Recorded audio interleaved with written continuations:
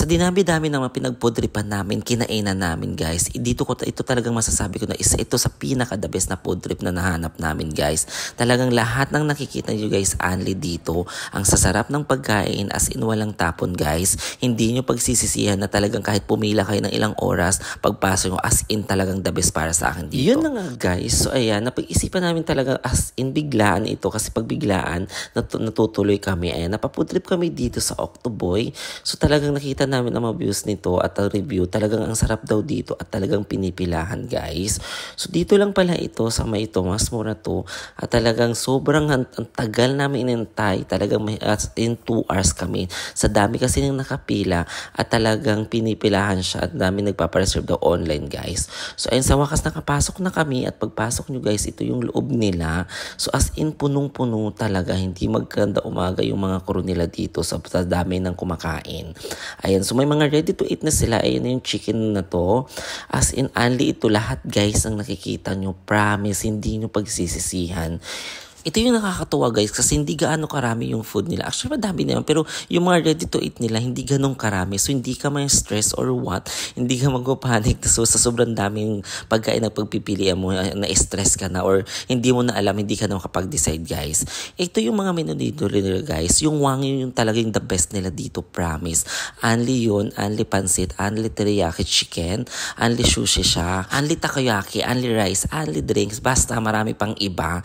So hindi nga namin namalayan ng mga kaibigan ko sa sobrang sarap ng kwentuhan namin.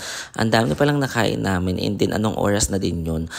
At nakakatuwa lang dito guys kasi no time limit. Talagang as in hanggang kaya mo, hanggang gusto mong kumain, hanggang gusto magstay, hanggang open sila, kumain ka lang. Diba? Nakakatuwa. Unlike sa ibang diba sa Jupsalan o only kasi nga with 1.5 hours lang o 2 hours lang yung pwede kang magstay sa kanila. Sana all nag-guest stay. Ayan. Nagsimula namin nagbakbakan namin guys dahil dumating ng mga order namin. At napakasip talaga nitong dalawa kong kaibigan. May pa-cake pa sila dahil nga malapit ng birthday natin guys.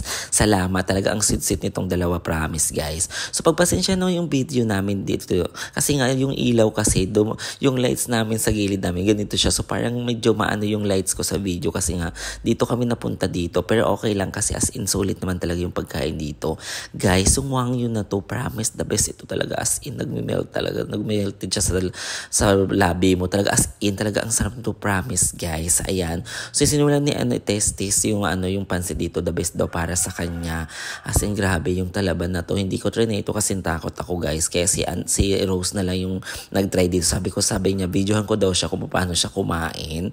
So ayun, sabi ko natakot kasi ako, baka kasi yung nakikita ko sumasakit yung tiyan after kumain nito. So sila okay naman, so laban daw sila dito guys. Masarap naman daw sabi ni Rose, kaya tara na, let's go, tikiman time na. Grabe, yung sausage na ito guys, the best talaga para sa akin, 10/10. Ang sarap, basta ang niya, kakaiba talaga siya. Di ko alam kung ano tong sausage na to. Talagang sobrang sarap guys. Yung tempura na lang dito sa akin for me is 8/10. So okay lang naman siya, walang nating special, parang yun lang din naman. For the pansit naman tayo guys, for me sa akin 8/10. Talagang natatawa nga ako dito nung kumain na si Rose. Lasang gamot daw. So yun nga din ang nalasahan ko dito, dinedma ko lang kasi akala ko yun talaga siya. Kaya nga hindi kinain ni Rose ito kasi nga yun nga may nalalasa siyang kakaiba. Pero sa akin naman yun lang, sakto-sakto lang. Ang sarapan man tingnan nito guys, talagang alam mo maakit ka kumain. Dito naman sa curry wangyu na to, grabe guys, the best talaga para sa akin to. Ang sarap niya, grabe. Siguro dahil nga sa wangyu na lang, wangyu cubes na yon, talagang sobrang sarap dito, promise. Hindi ko pinagsisihan talaga. Yun nga lang guys, nung nagkataon siguro 3 piraso na nakain ko, naumay na ako. As in talagang sabi ko, ano ba yan? Bakit biglang naumay ako? Dahil na sobrang creamy niya. So, nagme-melted sa dila yung wangyu cubes na to. Grabe, ang sarap. Di ko talaga ma-imagine kung paano ito. Basta talagang first time ko kumain ng ganito.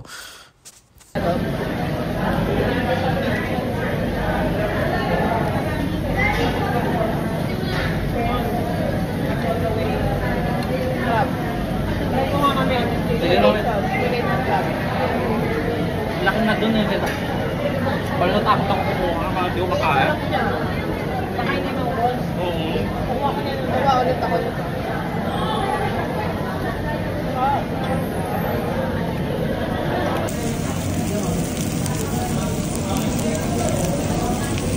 Hindi ko sinubo yan ha. Serving ko yun. serving po. Nakatry ako ulit nakatry na naman yung wagyu before. Sabi na yung order ka po. Lahat ng ordering mo, kasi sa parang counter. So nag-enjoy ako dito talaga sa hipon na to kasi balat na siya. So head na lang yung ano. As in ang lasa din ito guys, promise. So sobrang dami din ang nakain ko nito kasi favorite ko talaga yung shrimp. As in sabi ko nga sa ano kaibigan ko dito na lang ako nag-enjoy sa shrimp kasi nga dun sa wagyu cubes talagang nag-ano ako naumay ako bigla. Di ko alam kung bakit. Siguro hindi konti lang naman yung kain ko dun. So parang 4 na piraso nga lang. Guys, overall sa akin dito 9/10. Talagang the best lahat para sa akin. Walang tapon nga, di ba sabi ko sa inyo. Try nyo na dito guys, as in talagang hindi nyo pagsisisihan. Talagang recommendable sa akin to yung pagkain dito sa Octoboy na to. Siyempre nakakagulat nga kasi di ba minsan hinahype lang talaga ng mga vlogger.